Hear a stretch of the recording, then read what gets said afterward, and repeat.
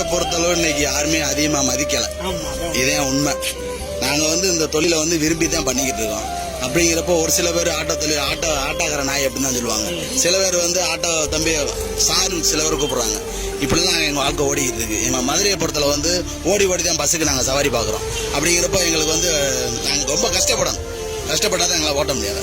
கஷ்டமா அந்த பாருங்கக்கா, வெயில்ல வச்ச குங்குமலாம் அழிஞ்சு மூக்குலயே ஒழுகிருச்சுக்கா. இந்த வெயில தான் நிக்கிறோம். தினம் ஒவ்வொரு பஸ்ஸுக்கு ஓடி கை காலெல்லாம் வலிக்குது. என்ன பண்ண சொல்றீங்க? பஸ்ல ஒவ்வொரு பஸ்லயும் எந்தெந்த பஸ் வருதோ எல்லா பஸ்ஸுக்கு பின்னாடி ஓட வேண்டியதுதான், வேற வழி இல்ல.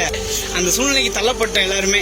இந்த வாழ்க்கை ரொம்ப கஷ்டமான சூழ்நிலை நாங்கள் ஓட்டிக்கிட்டு இருக்கோம். ஆட்டோ தொழில் ரொம்ப கஷ்டம். ஃப்ரீ பஸ் விட்டாங்க. அந்த வைகை ஸ்டாண்டு, வைகை மீட்ரு, ஓலா, ஊப்பர் இப்படின்னு நிறைய வந்ததுனால எங்களால வாழ்வாதாரமே எங்களுக்கு ரொம்ப கம்மியாயிருச்சு. 10 20 ரூபாய்க்கு ஏத்துறதுக்கு எத்தனை பேர் நாங்க இது பண்றக்கிட்டு இருக்கோம். ரோட்ல போறவங்கள வாடகை யாரையும் விடுறது கிடையாது.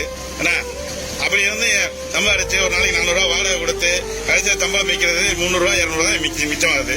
மதுரையை பொறுத்தவரை பாத்தீங்கன்னா வண்டிகள் அதிகம். 1000 வண்டி இருக்க வேண்டிய இடத்துல 20,000 வண்டி இருக்கு மதுரையில. இப்ப மதுரையில இங்க ஆட்டோ ஓடி பிழைக்கணும் அப்படின்றது ரொம்ப மிகப்பெரிய கஷ்டமான வேலை.